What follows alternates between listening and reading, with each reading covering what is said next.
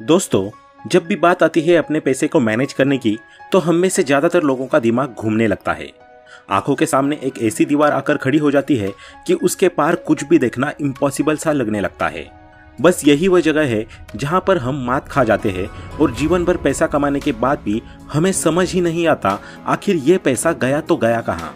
गौर से देखा जाए तो एक गरीब और एक अमीर व्यक्ति में सबसे जो बेसिक फर्क है वो यही है। अमीर ये अच्छी तरह से जानता है कि उसे अपना पैसा कैसे मैनेज करना है। उसे ये पता होता है कि उसका पैसा कहाँ से आ रहा है और कहाँ पर कितना खर्च हो रहा है, जबकि दूसरी तरफ गरीब व्यक्ति यह अनुमान लगाने में ज्यादातर नाकाम ही रहता है कि उसका पैसा खर्च कहाँ हो रहा है। तो दोस्तों, आज के इस वीडियो में हम आपकी इस समस्या का समाधान लेकर आ गए हैं। समाधान में हम बताएंगे कि कैसे आप बस एक फॉर्मूला को फॉलो करके अपने मनी को अच्छी तरीके से मैनेज कर सकेंगे। साथ ही अपने पैसे को काम पर लगाकर कैसे ज्यादा से ज्यादा पैसा कमा सकते हैं, इसके बारे में भी हम विस्तार पूर्वक चर्चा करेंगे। तो चलिए शुरू करते हैं। तो दोस्तों, आज इस वीडियो में हम जिस फॉर्मूले की बात कर रहे हैं वो फॉर्मूला है 75 15 10। अब आप सोच रहे होंगे कि ये कैसा अजीब सा फॉर्मूला है भाई, न कोई सिर न कोई पैर। तो घबराइए मत, ये फाइनेंस का फॉर्मूला है, मैथ का नहीं। यहाँ 75 का मतलब है 75%, यानी कि आपको अपनी इनकम मंथली जितनी भी आपके पास आती है उसे इन 3 पार्ट्स में डिवाइड कर लेना है, 75%, 15% और 10%। 75% आपकी इनकम का वो हिस्सा होगा जिसके अंतर्गत आपकी सारी इंपॉर्टेंट नेसेसिटी आ जाएंगी, जो आपके जीवन जीने के लिए बहुत ही जरूरी है। इनमें सबसे इम्पोर्टेंट हो गया आपके घर का रेंट या फिर EMI, जो आपको हर हालत में देना ही देना है। इसके बाद आती है आपकी यूटिलिटीज, यानी कि रोजमर्रा की जरूरतें, जैसे इलेक्ट्रिसिटी, पानी, गैस, इंटरनेट, आपके फोन का bill, groceries, transportation, health care and education. ये ऐसी जरूरतें हैं जिनके बिना किसी भी व्यक्ति का सर्वाइव करना दुर्लभ हो जाएगा। इसलिए इनकी पूर्ति के लिए अपनी इनकम का मैक्सिमम हिस्सा रखा गया है 75%। कोई व्यक्ति चाहे तो अपनी जरूरतों के हिसाब से इस पोर्शन को कम भी कर सकता है। जैसे मान लीजिए आप महीने का 30,000 रुपए अपनी जॉब से कमाते हैं और आप उसका 75% यानी कि 22,500 रुपए अपने नेसेसिटीज पर खर्च करते हैं, जिसमें सबसे बड़ा अमाउंट यानी कि 9,000 रुपए जाता है आपके रेंट में। दूसरा सबसे जरूरी खर्च है खाना, जिसमें खर्च होता है आपका 5,000 रुपए। 4,000 रुपए खर्च होता है बच्चों की फीस में और 1,500 रुपए खर्च हो जाते हैं ट्रांसपोर्टेशन में। अब बचे हमारे पास 3,000 रुपए, जिनमें से 2,000 खर्च हो जाते हैं हेल्थ केयर पर और बाकी के 1,000 रुपए अदर यूटिलिटीज पर। तो ये हुआ आपका मैक्सिमम खर्चा 75% ऑफ योर इनकम। अब मान लीजिए कि आप एक बैचलर है और आपका कोई भी बच्चा नहीं है, तो ऐसे में आपके 4,000 रुपए जो बच्चों की फीस में लगने थे वे सीधे सीधे बच गए। दूसरी तरफ आप बैचलर है तो रहने वाले भी अकेले हैं, तो ऐसे में आप एक फ्लैट की जगह सिंगल रूम में भी रह सकते हैं, जिससे आपके किराए में भी 2,500 से 3,000 रुपए कम हो जाएंगे। यानी कि कुल मिलाकर आप 7,000 के समथिंग एक्स्ट्रा सेविंग्स भी कर सकते हैं। लेकिन फॉर्मूला को बेहतर तरीके से समझने के लिए हम एक मैक्सिमम अमाउंट लेकर चल रहे हैं, जिससे कि सारे ही लोग इसे कनेक्ट कर पाए। अब 75% के बाद बारी आती है आपके इनकम के 15% हिस्से की, जो कि होने वाली है आपकी मंथली सेविंग। यानी कि आपको अपने इनकम का 15% सेव करना है और इन्वेस्ट करना है, जिससे कि आपके जीवन के साथ साथ आपके पैसे भी ग्रो हो सके। यहाँ पर मेजरली इन्वेस्टमेंट के 2 तरीके हैं आपके पास।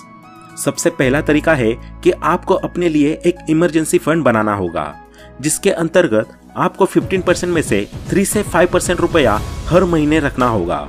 अब इससे होगा ये कि जब भी आपके ऊपर किसी भी प्रकार की कोई आपत्ति विपत्ति आती है या कोई एक्सीडेंट या दुर्घटना घटित हो जाती है, तो ऐसे में आपको किसी के सामने हाथ फैलाने की जरूरत नहीं पड़ेगी। आप बड़ी ही आसानी से अपनी इस सिचुएशन के साथ डील कर पाएंगे और अपना इलाज करा पाएंगे। इसके बाद अब जो आपके पास 15% में से बचा हुआ पैसा है, उसको आप किसी अच्छी जगह पर इन्वेस्ट कर सकते हैं। यहाँ पर इन्वेस्टमेंट के लिए आपके पास सबसे बेस्ट ऑप्शन रहेगा म्यूचुअल फंड। इसकी वजह है कि म्यूचुअल फंड एक ऐसी जगह है जहाँ पर आपके पैसे को फलने फूलने का बेहतरीन मौका मिलता है। म्यूचुअल फंड में वैसे तो आपके पास कई सारे ऑप्शंस होते हैं, लेकिन जो सबसे बेहतरीन और सेफेस्ट ऑप्शन है वो है इंडेक्स फंड, जहां पर आपको सिक्योरिटी के साथ साथ एक बेहतरीन रिटर्न प्राप्त करने का भी मौका मिलता है। इंडेक्स फंड के थ्रू आप किसी स्पेसिफिक कंपनी में नहीं बल्कि एक ग्रुप ऑफ कंपनीज के अंदर पैसा इन्वेस्ट करते हो, यानी कि इस ग्रुप के अंदर गवर्नमेंट के द्वारा सिलेक्टेड मार्केट की वो टॉप 50 कंपनीज होती है जो मार्केट में लगातार बेहतर परफॉर्म कर रही है। और सबसे अच्छी बात यह है कि अगर किसी कंपनी की परफॉर्मेंस बिगड़ जाती है तो इंडेक्स फंड से उस कंपनी को बाहर का रास्ता दिखा दिया जाता है, फिर उसकी जगह एक नई कंपनी को ग्रुप में ऐड कर दिया जाता है जिसका परफॉर्मेंस ग्राफ पिछली कंपनी से बेहतर चल रहा है। इस तरह इंडेक्स फंड इन्वेस्टर को होने वाले घाटे को मिनिमाइज कर देता है। यही रीजन है कि दुनिया के जाने माने इन्वेस्टिंग गुरु वॉरेन बफेट अक्सर लोगों को अन्य फंड्स के मुकाबले इंडेक्स फंड में इन्वेस्ट करने की सलाह देते हैं। इस फंड की एक सबसे अच्छी बात यह भी है कि जहां और सारे फंड्स में आपको फंड मैनेजर पर रिलाई रहना पड़ता है, उसे फी अमाउंट भी ज्यादा देना पड़ता है, वही इंडेक्स फंड में फंड मैनेजर का रोल न के बराबर होता है। इसलिए आप पर लगने वाले चार्जेस या फीस भी बहुत ही मिनिमल होती है। इसके अलावा इंडेक्स फंड के लिए बिल्कुल भी जरूरी नहीं है कि आपके पास मार्केट की ढेर सारी नॉलेज हो और बहुत सारा पैसा हो।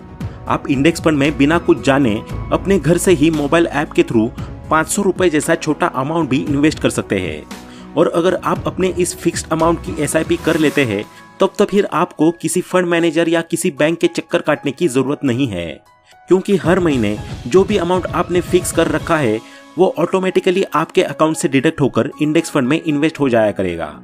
तो दोस्तों, अगर आपने अभी तक अपनी इन्वेस्टमेंट की जर्नी शुरू करने के लिए डीमैट अकाउंट ओपन नहीं किया तो अभी ही कर लीजिए सबसे बेस्ट ब्रोकर के साथ। आपको लिंक डिस्क्रिप्शन बॉक्स और फर्स्ट कमेंट में मिल जाएगी। तो दोस्तों, इस तरह SIP में बिना ज्यादा मार्केट को एनालिसिस किए और न एक साथ कोई बड़ा अमाउंट इन्वेस्ट किए कुछ सालों बाद आपको एक बेस्ट रिटर्न प्राप्त हो जाएगा, जो आपको रिच बनाने के साथ साथ फाइनेंशियली इंडिपेंडेंट बनाने के लिए भी काफी होगा। अब आते हैं अपनी इनकम के तीसरे पोर्शन पर, जो है 10%। इस फॉर्मूला के अकॉर्डिंग आपको अपनी इनकम के 10% हिस्से की स्ट्रेस फ्री स्पेंडिंग करनी है, यानी कि इन खर्चों को करते वक्त आपको ओवरथिंक नहीं करना है, क्योंकि ये आपकी लाइफ के लिए बहुत ही जरूरी है। अगर आप महीने का 30,000 रुपए कमाते हैं तो आपको इनमें से 3,000 रुपए की स्ट्रेस फ्री स्पेंडिंग करनी है। इसमें आप मंथ में एक बार कोई मूवी देखने जा सकते हैं या फिर अपने फैमिली एंड फ्रेंड्स के साथ बाहर खाना खाने भी जा सकते हैं। इसके अलावा आप ये पैसा अपनी उन हॉबीज पर भी खर्च कर सकते हैं जिन्हें आप सालों से अपने दिल में दबाए बैठे हैं। जैसे कि आपको म्यूजिक का बहुत शौक है और आप बचपन से ही चाहते थे कि आपके पास गिटार हो जिसे आप कहीं भी लेकर बैठ जाए और अपने मन पसंदीदा गानों को गुनगुना सके। ऐसे में आपको गिटार खरीदने के लिए भी पैसे चाहिए और उसे सीखने के लिए भी। तो आप बिना अपना और समय गवाए इस 10% पैसे का इस्तेमाल अपनी इस चाहत या हॉबी को पूरा करने में लगा सकते हैं। इसके साथ ही आपके पास एक ऑप्शन और है। अगर आप एक ट्रैवलिंग लवर है और आपको घूमना फिरना बहुत ही ज्यादा पसंद है तो ऐसे में आप हर महीने बचने वाले इस 10% पैसे को अगले 3 महीने तक जोड़े और निकल जाए अपनी फैमिली या फ्रेंड्स के साथ किसी ट्रिप पर। ऐसे 3-3 महीने करके आप साल में 4 बढ़िया सी ट्रिप लगा सकते हैं जो आपके दिमाग को भी फ्रेश रखेंगी और आपका स्ट्रेस दूर करके दोबारा से काम करने के लिए भी मोटिवेट करेंगी। दूसरे लोगों को लग सकता है कि क्या आप ये फालतू की फिजूल खर्ची कर रहे हैं अपने पैसे की, लेकिन ऐसा बिल्कुल भी नहीं है। जब आप इसे फॉलो करना शुरू करेंगे तो आपको अपने आप इसकी अहमियत अपने जीवन में समझ में आने लगेगी। और फिर वैसे भी एक ही तो लाइफ है। अगर कोई व्यक्ति सोच रहा है कि पहले पैसे कमाने और करियर बनाने पर फोकस कर लूं, उसके बाद ये सारी चीजें कर लूं, तो मेरे दोस्त ऐसा लाइफ में कभी भी नहीं होता।